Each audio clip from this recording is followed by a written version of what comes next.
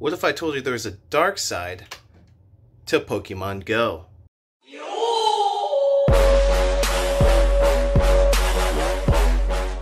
So I got to scrolling around through Reddit pages looking for data and things that I can conclude that Niantic is actually manipulating the game from an algorithmic standpoint. So what I've been finding is that RNG isn't really what it's cracked up to be. There's some implementations, some algorithms that Niantic is putting into the game that actually keeps people playing or casual players coming back for more. So if we actually take a look at what kind of RNG, even though it's not technically RNG in this case, but RNG algorithms that other games put in to keep the users playing or get rewarded when they spend real money. So I don't know if you guys have ever played this game called MapleStory 2, but I thought this was very interesting, and this also proves, well, some people already know about this, but this also proves that these type of algorithms exist in a lot of video games, whether it's mobile or actual console, that keep people playing and reward them in other ways. So I'm going to actually link this Reddit thread in the description along with the next one I'm going to talk about. But let's read some of these actual services, these algorithms that are actually legal and they're also patented. So let's go ahead and look here. In step 403, the service device 100 determines whether the customer is lower than the potential preset constant value for reuse of services. So basically what that means is how often is the consumer or the customer, the player in this case in Pokemon Go, playing the game, the reuse of services. It determined that if the possibility of reuse is above a predetermined value, the service device 100, which is just the name that the number they're giving to the specific device the person is playing on, may terminate the process without taking any further action. However, if the possibility of reuse is less than a predetermined value, in step 404, the service device 100 is based on the results of the machine learning and determines the necessary requirements in order to induce the engagement of the customer. For example, the service device 100 may be paid if the customer how much compensation will determine whether the customer engagement services. This was translated into English. It was from Korea. Korean, well, especially South Korea, they make a lot of algorithms and they make a lot of games and stuff that we play today. So let's keep reading though. You kind of get a little hairiness on there though, right? A little weird. So, the control unit 120 may perform a learning machine according to input a customer's service history and the prediction, the likelihood that the customers reuse the service based on the result. So basically what that's saying is, and I'm going to put in the Pokemon Go terms, so let's say a casual player. A casual player comes back to the game after a week or two and they want to do, they want to go do some raids. So what they do is they spend some money on the game, buy a couple passes, and they get a good IV reroll on a raid. And then basically on the likelihood, the machine learning likelihood that the customer reuse the service based on the result. So the game is always constantly recording data that you are playing the game throughout the day. It keeps track of those RNG situations that you get into, whether it's a shiny Pokemon, high IV Pokemon, how long you play the game. It keeps track of time, so that also plays into the likelihood that you're going to keep playing the game, and that's probably the biggest one, honestly, is time and obviously money. So that's just kind of an idea of how this is working. In this case, the machine learning algorithm may be vigorously configured. For example, the controller 120, the person on the device, may be the more number of times using customer service in the last period of time to predict a higher reuse potential. So how long they're playing the game. Alternatively, the control unit 120, if there is a trend that the number of services usually or gradually decrease over time, can predict a low use of potential. So what this does is, again, keeps track of time and sees if this decreases gradually over time, the person's probably not going to get back on the game very much, if not at all, in the future. So what this would do is entice an algorithm to do something to reward the person in game. Does that make sense? Absolutely. In addition, the Control Unit 120 may consider a variety of factors that are included in the customer service of history to predict the possibility of reuse. So it was like, hey, what could we give this consumer, this person, this player, what could we do to possibly get them to stay into the game or keep playing the game over a period of time like they kind of are right now. Now, last one. The Control Unit 120 may, to determine the compensation needed to attract the customers by a service reused as the data is input to the machine learning other requirements associated with the customer service. For example, the Controller 120 may predict whether by performing particular customer machine learning changes in points entered with, you must pay the points much due to the customer to allow its customers to reuse the service. Kind of confusing, but I'll kind of narrow it down. So, if you read these Reddit threads, they're pretty good.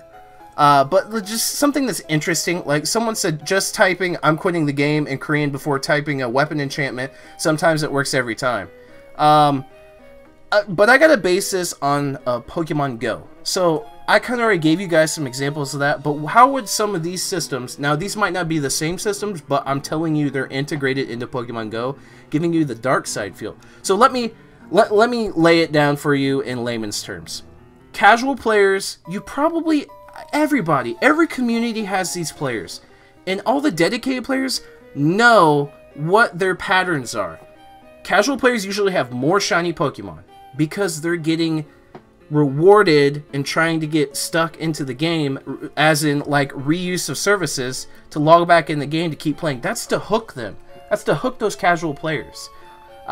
Like better IVs from raids. Yeah, that's a thing for casual players. I've been witnessing it, and it now makes sense. Because a lot of dedicated players take a lot of raids to get a good IV. Now, with all data points, and I know what you're thinking, right, with all data points, there are outliers. That's how data works. There are going to be dedicated players that get their first raid, their 5th raid, their 10th raid, a good IV raid boss, right? Good IV raid Pokemon. But that's outlier data, and that always happens. There are always going to be outliers in data. But for casual players... I know a lot of people can speak with this because you pay attention to your community. They get a lot of shiny Pokemon. They get good IV from raids. I just recently had someone in my community, every single time they do an EX raid, because they don't raid very much, they just raid just enough, one raid or two every now and then to trigger an EX raid. Every EX raid he's gone to so far that's Deoxys, he gets a 97.8% IV Deoxys. It's literally set in stone. It's guaranteed for him because he does not play enough. And the way the algorithms are working for him, it is working. It's keeping him into the game. Maybe spending a couple dollars here and there. Because, after all, guys, it's a business. Niantic is trying to make money. So, okay, that's the casual side of the spectrum. What about the dedicated people? What the heck is going on there? Well, they already know that you're hooked. They know that you're spending money. They have that information. They know you're spending a lot of time in the game. They know they don't have to reward you as much because you're going to play the game anyway. The algorithm detects that. The algorithm knows that. Therefore, you're not going to get as rewarded as much. I'll give you another good example of casual players versus dedicated players. Totodile Community Day. My brother does not play at all. He just plays on community days. He caught 28 shiny Totodile. I caught maybe 12. Yeah, that is literally a very good piece of evidence that proves that people who casually play get more shiny Pokemon, especially on community days. Now, I've read through another good Reddit page here talking about RNG and how they witnessed the same thing. And let's actually go ahead and go over that. Now, what's interesting is a lot of people, to go ahead and destroy that RNG equation, there's RNG into the game, right?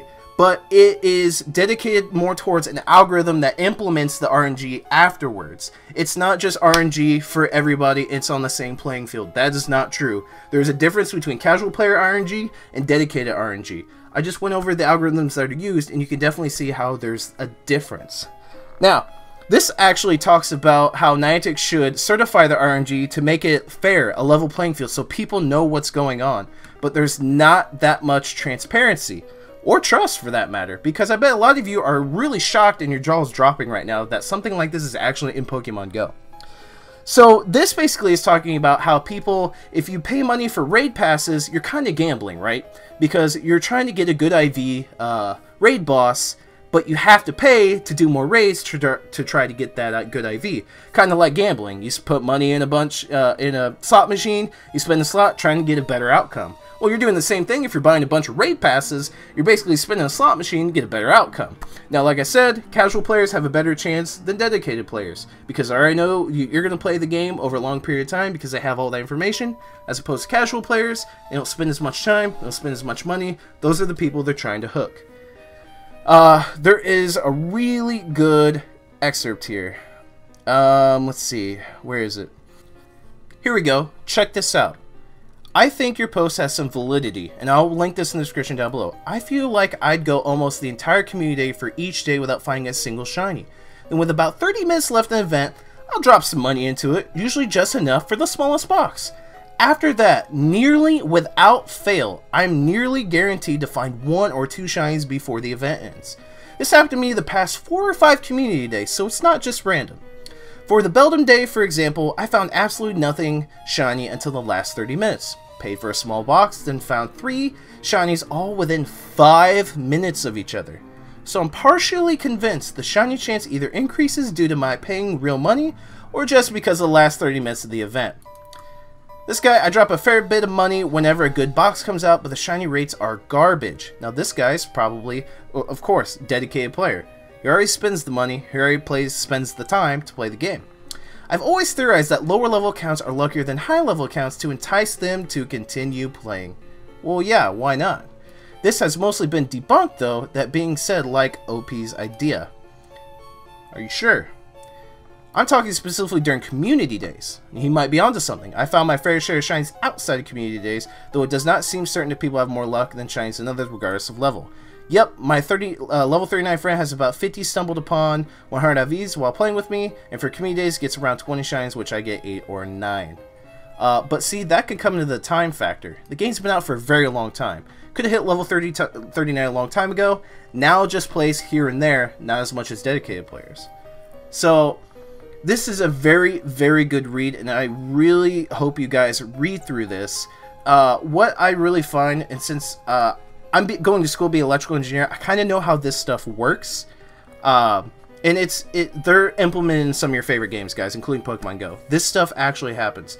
Let me backtrack just a second and kind of confirm how they cater to the casual players, because they know they could probably make more money off them and hook them longer, because they'll spend a little bit more money over time, because they're like, oh, they always get the fresh, oh, this game's awesome, man, why'd I leave for so long? I'm getting shiny Pokemon, this and that. There's more of an oh factor for casual players as opposed to dedicated players. They're like, oh, that's cool. Got a new shiny, neat, got a high IV, cool, alright, on to the next thing.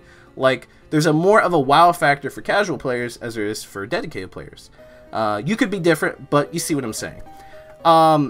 So going off casual players and what Niantic has done in the game to try to get them back. And this is how you can kind of semi-confirm the connections between the algorithms and casual players and Niantic catering towards them.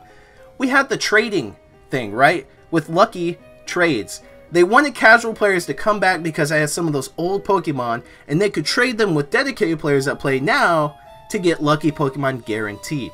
That was one thing, one way Niantic threw in a casual player kind of swaying not technique, but implementation in the game, Pokemon Go, to try to get casual players back so they can get guaranteed lucky Pokemon. Now that's something they did physically in the game, not under the radar in these algorithms that they run every single day in the code. So that's one thing. And another thing that seems to be catering to casual players, friend system. Now that might seem like it'd be more for dedicated players, but casual players need more of a convincing to do something in-game that will keep them to stay. And having friends is definitely a lot cooler than not having friends. One could argue against that, and I completely understand, but a cool feature like that, anytime Niantic releases a real cool feature, they've got casual players in mind. So, like I said, I hope you guys read through, even though this is not Pokemon Go, read through what people are finding out. Don't necessarily agree with the people that are saying, oh, I think this is bogus, there's no way this is true. Because what I tell you is this, I've read through a lot of these, and I find way more evidence that supports the actual implementation of such algorithms in the game. And when you sit back and think about it, it makes complete sense why they would do it. It's about being a business. It's about enticing people to keep playing their game so they can continue to make more money. Do you blame them?